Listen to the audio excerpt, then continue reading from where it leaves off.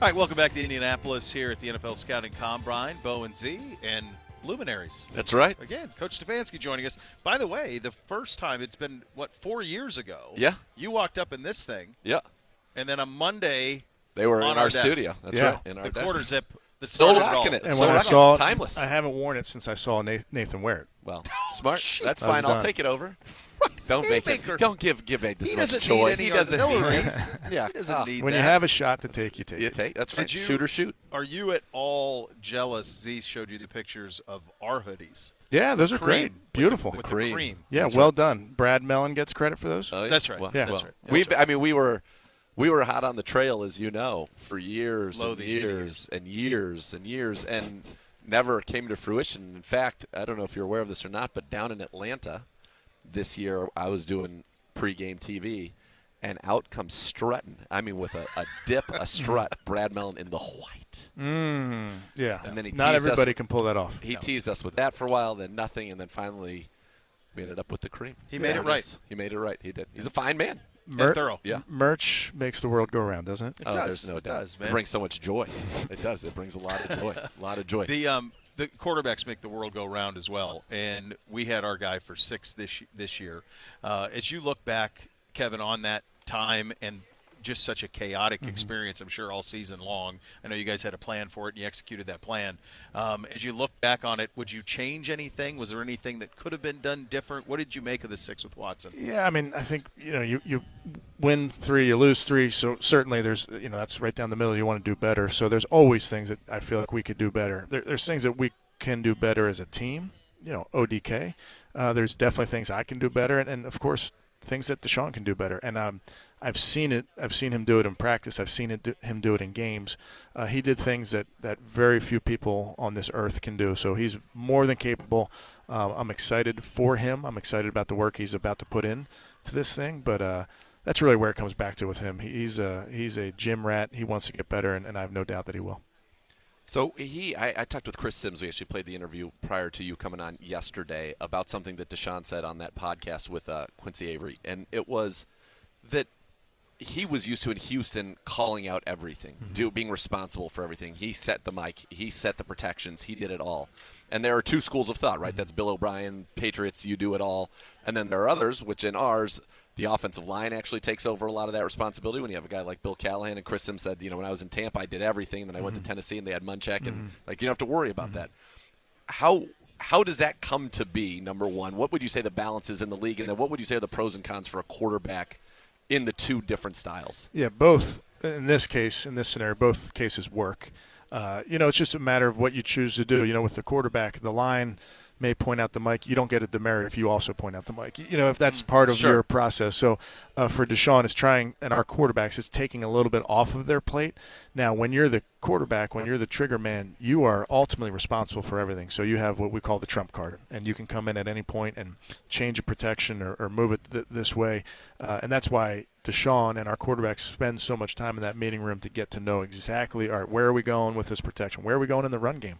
I think you wouldn't believe how much responsibility falls on the quarterback to get their runs correct. Because as you can imagine, the center comes out. He may point the mic, but he also is bent over the ball. He's getting ready to snap the ball. He doesn't have the viewpoint that the quarterback has. So that's where ultimately you give the quarterback a ton of leeway, but you also, if you can, take as much off his plate, because playing quarterback is pretty darn hard.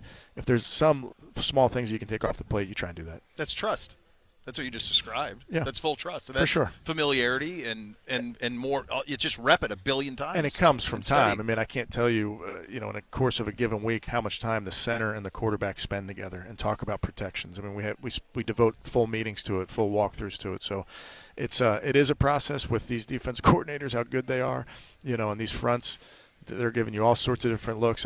We are very fortunate to have Coach Callahan, Alex Van Pelt, guys that are really, the protection doctors, if you will, to make sure that we're always on the same page. Because at the end of the day, that defense may bring one more than you can handle. But as long as you know that from the quarterback position, now you have some options at your disposal to try to negate that advantage the defense may have in that moment. Going back and watching the season and watching Jacoby, watching Deshaun, and the differences and what Deshaun did in Houston, what he's asked to do in Houston, what he does here. It felt like to me, and you can say you're a bozo, but it felt like to me, I do. Jacoby was very good at taking the layups, and I feel like our offense provides a lot of layups to help you move the ball down the field. And in Houston, Deshaun was kind of, a lot of times it was drop back and make something awesome happen. Not that there weren't layups given in the offense, but there were certainly times on tape this year where there were easier plays that he could have made in, call it under 2.5 seconds, that sometimes he would elongate. Do you feel like he put a lot of pressure on himself because it was only 6 games to do so much, or is it never being in a system like this that, because once he has those layups become the layups again, the sky's the limit, right? Yeah, I think with great quarterbacks, Deshaun has the ability to make some plays that we can't teach. There's also throws that he can make that very few on this earth can make. So you're always, when you have that ability, you are going to try to, there are some throws that you're going to try to throw in there that maybe others can't. So you don't want to take that away from a quarterback. You don't want a quarterback to play ultra careful. Now, no, sure. You do want to play smart, we have so many reads where you're working top down and you're trying to hit the big one. If it's not there, you come down, you make a decision. So were there times that we could have taken that? Sure, of course. There's every game that's going to be, and every game for every quarterback. But I think Deshaun has a very good understanding of our system, what we're trying to get done, and I think he's excited about some of the things that we're doing moving forward. And AVP back into that room, Drew, obviously off to Arizona. Great move for him to be able to go be a coordinator. It's cool to see that happen. But AVP back in there, and you heard from Deshaun in the interview he liked that move a lot, obviously, and there's the continuity there. It's a no-brainer. It's interesting because you say back in the room, he never left. That's true. He's in every meeting. I'm in every meeting. Really, what AVP did, and I just mentioned it to the media, and I want to say it again. AVP is one of the all-time teammates in football. And what he did last year was he took a step back in some ways, figuratively, and let Drew have that voice in the quarterback room. Now, ultimately, it was at the direction, in a lot of ways, at AVP's direction, at my direction, if you will. But he let Drew, operate at times in there. And he did it, and then it's like, okay, hey, we're going to change it back to how we did it. Okay, great. He wants to do whatever is best for the team. So I think we're just so fortunate to have that type of guy in that room. Coach, when you bring in Jim Schwartz, and we'll talk about why you made the move and what you're excited about. But is one of the first things that you talk about? Like, what would you do? How would you stop me? This is how I would attack you. Is that an illuminating conversation? Well, yeah. I mean, Coach Schwartz has been doing this for a long time, so we've gone up against each other, both when I'm the quarterback coach or the coordinator. So what he does is in a lot of ways, there's beauty in the simplicity. His teams play really, really hard. They're sound. They're not going to beat themselves. And there are times, obviously, in third down where there's going to be some things that they're going to put the offense in a bind when it comes to how they deploy different players. But Coach Schwartz has seen so much football. He's called a ton of football games. So that's what I'm excited about is just his ability, his experience with our guys. He's great at coaching the coaches. He's developing young coaches, which I'm excited about. So he's a fun one to talk to. Again, he's the office next door, so we can talk ball a lot. We've gone back. I put on tape from 2013 when he was at Detroit and I was at Minnesota. We put on a game and we were talking through some of the things. So all those plays, all those games, they stay with you. So we've had plenty of time to discuss those. Coach Schwartz certainly has it. There's a charisma, a bigness to his personality, certainly. And then I don't know Bubba Ventrone, but we talked to the Hoff about it, Joe Thomas, and he goes, whatever it is, he's got it. So were there personality traits that you were looking for when you looked to these hires? Yeah, I think you're always looking for the best guys out there. I mean, you're looking for the best that are doing it. You're looking for guys with track records. But speaking to Bubba the person, I mean, a fiery competitor. He's from Pennsylvania. Like I mentioned, we played against each other in college. Bubba actually hurt his ankle at Franklin Field when he was playing us his senior season, and then made it to the NFL. I mean, he played safety. I played safety. He was good. The difference, right? He was good. I was not. But just always a guy that I've had a ton of respect for. Just the person. We have a ton of mutual friends just because he was at Villanova, which is in the backyard of where I grew up. Was there something that you were looking for in terms of, somebody that you mentioned, Jim Schwartz? His defenses are sound. They're not going to beat themselves. And we had an issue last year on defense with assignments that were not sound, right? And that cost us. coaches don't get to play, right? They're not the ones out there actually executing it. How does Jim Schwartz ensure that it is sound, and how do what's the accountability for that? Is that something that you were looking for? Yeah, and I don't want to make it too much of here's what we didn't do and here's what I'll just more tell you what Jim is about. And one thing that you'll notice with him at practice and him at walkthroughs, he's very involved, and he is like the lone voice in a walkthrough where that walkthrough, that's Coach Schwartz. He's running that. And he wants it a very specific set of ways, both from the D-line to the linebackers to the safety to the corners. He has that vision. So I think the guys will certainly respect. I think he has the pelts on the wall, so you automatically respect him. But he's his way of going about his business, the way he's going to be demanding of our guys, I'm excited about. That process, right? Because I think we all look at it, and it's almost like pieces on a chessboard, coordinator out, coordinator in. But these are your friends. These are people you've been with a long time. Friends, yeah. How when you think about Preef, you think about the decisions that had to be made. This is the first time you've had to do that. Yeah. What was that like, that process? Yeah, none of that is easy. These are coaches that you respect, people that you respect, people that you love, that work like crazy for you. So it's hard. I mean, this is a people business. It's also, you got to make tough decisions, and you have to ultimately. I have to do what's best, what I think is best for the team. But that doesn't change the fact that there's some really, really good coaches that we moved on from. Doesn't make them a bad person. Doesn't make them a bad coach. In fact, they're great people. They're great coaches. Just for this point in time, for what I wanted to do, this is the direction I went.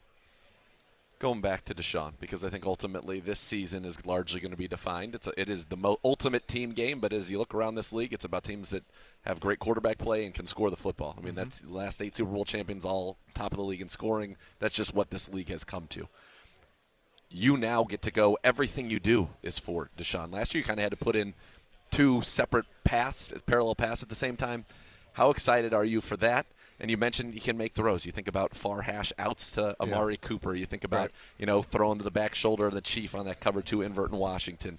A ball that DPJ said caught him in Cincinnati on that deep dig that was an absolute laser.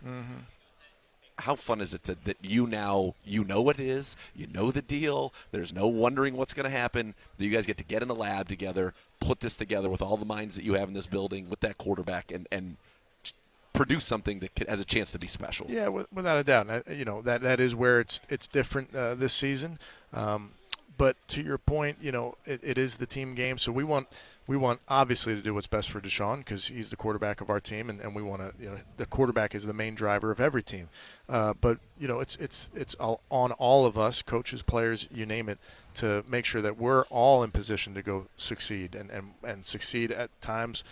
Through the pass game, through Deshaun, and succeed at times through the run game, whether it goes through Nick or whomever that design play.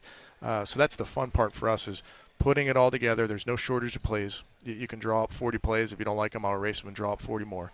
But it's finding those 40 that fit us, finding that game plan that fits us, that we can go play fast. Because I think that's the biggest thing in this game that you see some of these teams. When you have a great understanding what you're doing, you can just go play fast, and the guys are not thinking, they're just reacting. We certainly have you can go through free agency, trades, draft, all of it. Roster's far from finished. But from the standpoint of is there a sense from you like this is what we've been building towards? Our best players are in their prime. A lot of them are on their second contracts. You've got the quarterback, the franchise quarterback. You have all these things.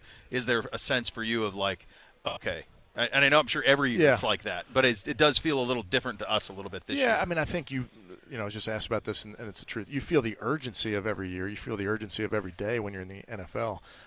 But for us, it's exciting to have the quarterback in place. It's exciting to have some of the things we're doing defensively. So you try to do your best in putting that roster together and then go play. But, I'll tell you, there's no perfect roster. That's just the NFL. So you're always going to try to, maximize your strengths is what you're trying to do. And then if you can, minimize the weaknesses in any way. One of the things we've been talking about, obviously there are a lot of needs on defense, the defensive line. We now have free safety is something we have to address. But I want to go back to the offense because you could roll out there right now. You have your offense from a year ago is back. We'll see what happens at center, obviously. But you could roll out there and you've got it. It feels like, us talking and a lot of people, a speed receiver through your eyes. If you had a guy that could vertically stretch, horizontally stretch, that was that kind of a threat, and everybody's looking for that, right? But what does that do for you as a play designer and a play caller, the space that creates? Well, yeah, I mean, speed is the name of the game, as we know, and there's some great examples of guys that can touch it and go. And, when you have speed, and by the way, there's plenty of guys that didn't have that, elite speed or that time speed that were great players. But when you're talking generally speed, you can throw somebody a slant and they can go. And you've been around the guys where they catch it, they pluck it, and they can go. On top of that, speed is the main thing that defensive backs respond to. When you talk to a corner, hey, what do you feel? I feel speed. So when you have a guy that can come off the line of scrimmage and get that corner in a back pedal, get him to turn his hips, you really have him exactly where you want him. So speed is the name of the game when it comes to that position. Now, there's plenty of, when you're designing plays, there's plenty of, quote unquote, take the top off the defense. I think what gets lost in that phrase is you're trying to throw it to that person. He may be taking the top off, but he's the first read. He's the alert. So having a guy that can track the deep ball, that can go open up things underneath, but is still that viable option down the field. Coach, get you out of here on this one. You broke the news over there that we're going to be going over to Philly for some joint practices. We assume that you'll take care of us on the meals. I mean, we get some recommendations for us. Yeah, everything. I guess I've never been to Philly. I look You're forward kidding. to it. No, never. It's a hole in the I've resume. been once. God's country. And I what I'm told. dined with B. West, Brian Westbrook. Oh, nice. One of Philly's greatest sons, yes. Yeah, we're only doing this for the food. That is the main driver. You want a pro tip? I'll give you a pro tip. So, let me get a pen. Yep, write this down. This is good. Yep. If it says on the menu Philly cheesesteak, you don't want it. Just cheesesteak. Just says cheesesteak. You don't need to say Philly. We know Whether where you're we in are. Philly or you're not in Philly. I like it. You just need to say cheesesteak. And there's plenty of cheesesteak places, and I'll put a list together for you, John. Oh, I like it. Beautiful. I like it. A Coach, tour. pleasure. Good seeing you again. Yeah. All right, guys. Coach Appreciate it. Davis.